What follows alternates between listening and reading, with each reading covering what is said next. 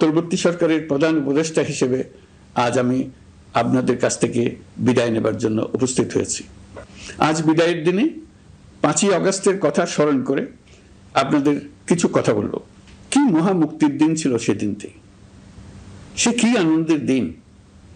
বাংলাদেশিরা দেশে বিদেশে যে যেখানে ছিল আনন্দে চোখের পানি ফেলেছিল।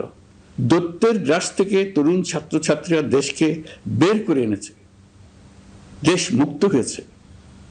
কিন্তু দেশ সম্পূর্ণ অচল। এই অচল দেশটিকে কিভাবে সচল করা যাবে সেটা ছিল সবার মনে।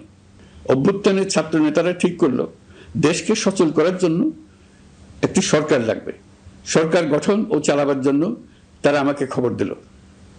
আমি তখন বিদেশে, আমি দায়িত্ব নিতে রাজি না। তারা জাতির প্রতি কর্তব্য পালনের কথা বলে আমাকে রাজি করালো। 18 মাস পর এখন আমার যাওয়ার পালা। আমি আজ আমার কাজ হতে বিদায় নিতে আপনাদের সামনে এসেছি।